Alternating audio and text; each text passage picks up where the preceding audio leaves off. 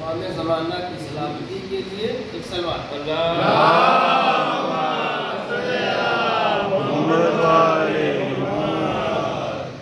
اعوذ باللہ من الشیطان الرجیم بسم اللہ الرحمن الرحیم الحمد للہ رب العالمین الحمد للہ رب الشاکرین الحمد للہ کما ہوا اہل الصلاة والسلام علی اشرف الانبیاء والمرسلین محمد وآلہ الطاہرین وقال اللہ تعالی فی القرآن المجید بسم اللہ الرحمن الرحیم یوم ندعو کل اناس بإمامہم صلوات محمد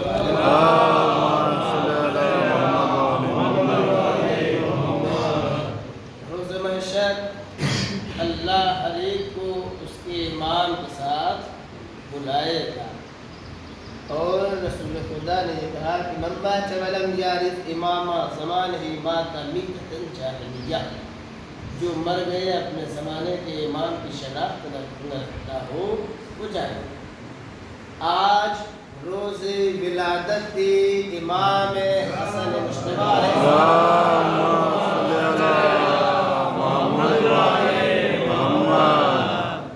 میں آپ سبھی کو اور جو لوگ بھی دیکھ رہے ہیں ناظرین ان کو اور حاضرین سب کو مبارکباد پیش کرتا ہوں۔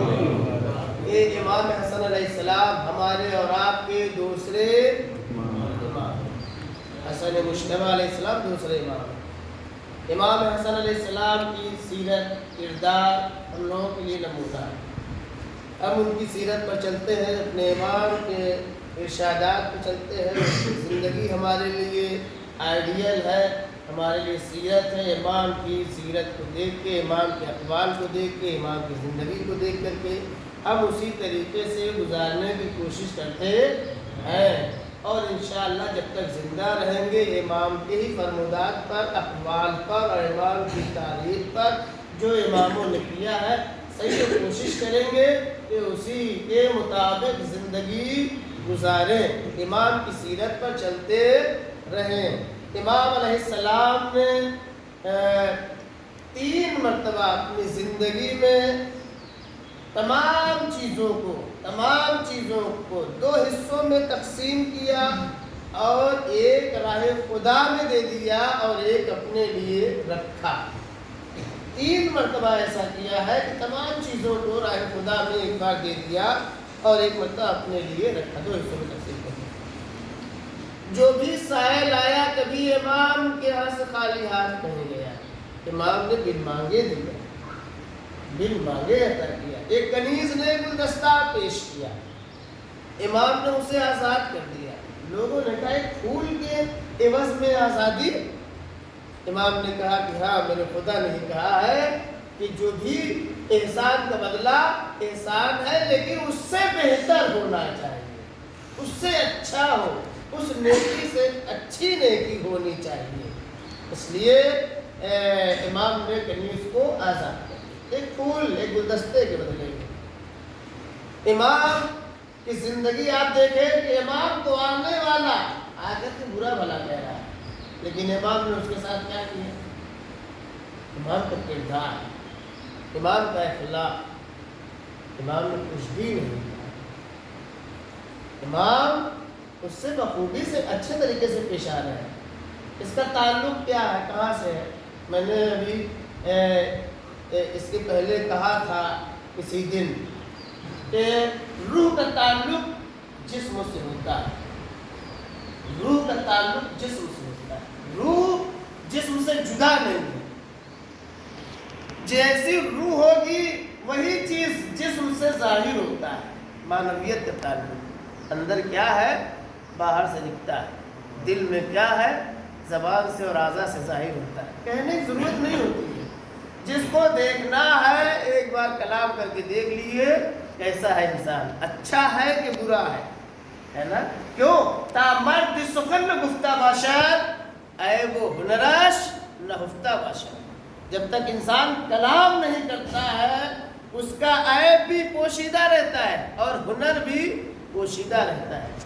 آپ کو سمجھنا ہے کسی کو، اس سے تھوڑی دیر بات کر لیجئے، اگر اچھا آدمی ہوگا تو اچھے سے آپ سے کلام کریں گے، برا ہوگا تو 2 منٹ میں سمجھ میں آ جائے گا کہ آدمی کیسا ہے، اس کے اعضاء سے سمجھ میں آ جائے گا کہ اس کی روح کیسی ہے، چال چلن سے سمجھ میں آ جاتا ہے کہ یہ آدمی کیسا ہے، گفتگو سے، کردار سے، رفتار سے سمجھ میں آ جاتا ہے کہ آدمی اچھا ہے کہ برا ہے۔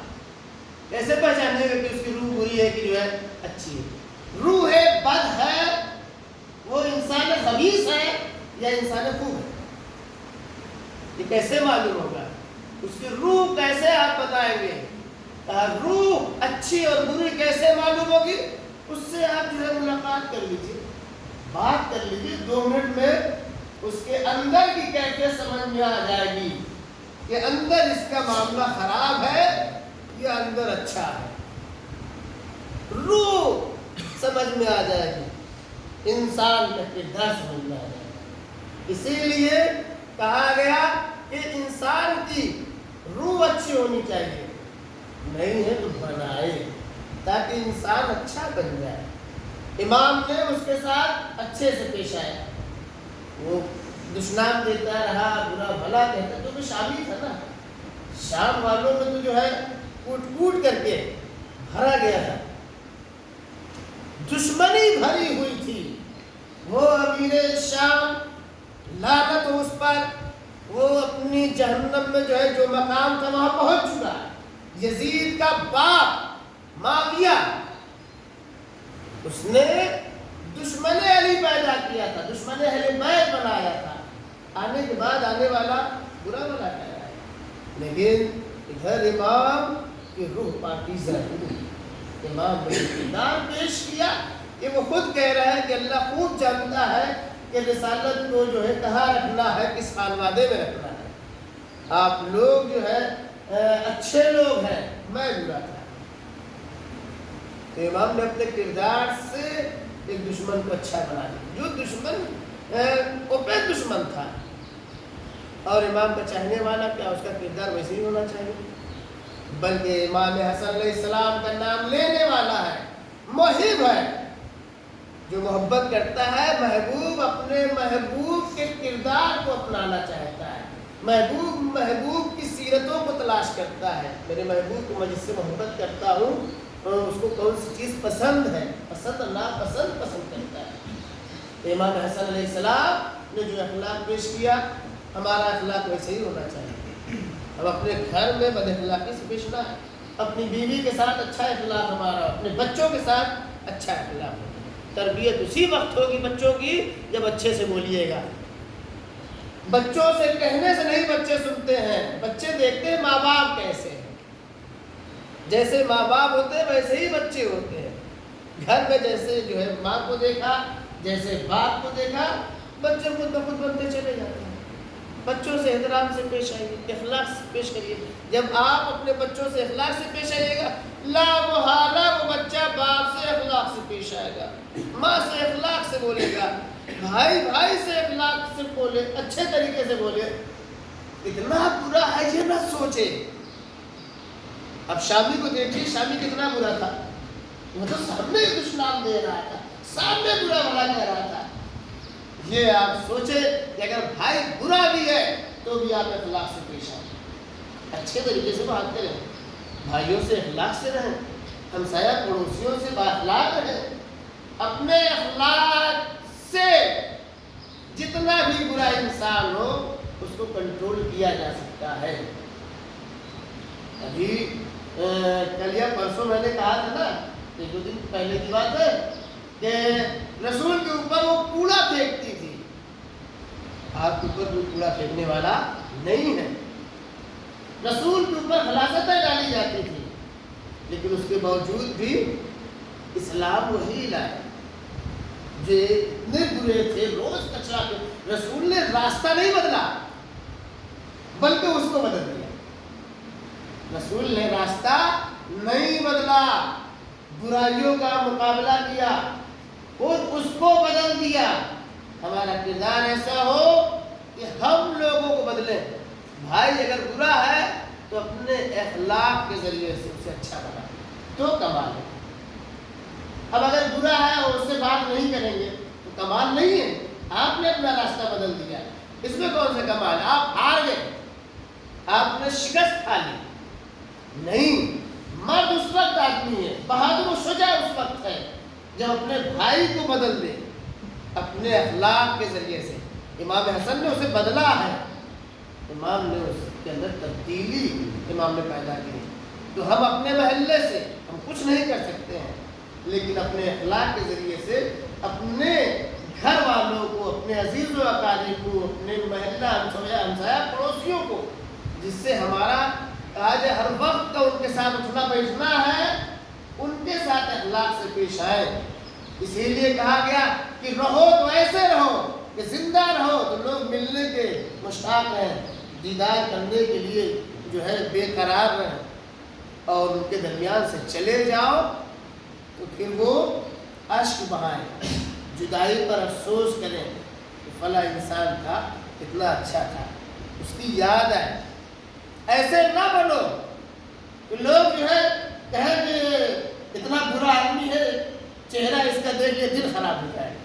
ایسا نہ ہو کہ لوگ کہیں کہ چہرہ نہ دیکھے ہو اتنی تو دل خراب ہو جائے، بلکہ ایسے بنو چہرہ دیکھنے کے لیے جو ہے بے قرار ہے نا، دیکھ کے خوشی ظاہر کریں۔ یہ کب ہوگا؟ جب ہمارا اخلاق اچھا ہوگا، کبھی بھی انسانیت سے نہ گرے۔ اللہ نے عقل دی ہے، عقل کا استعمال کر کے انسان بن جاؤ۔ ہمارے اور آپ کے چھٹے امام نے، امام جعفر صادق علیہ السلام،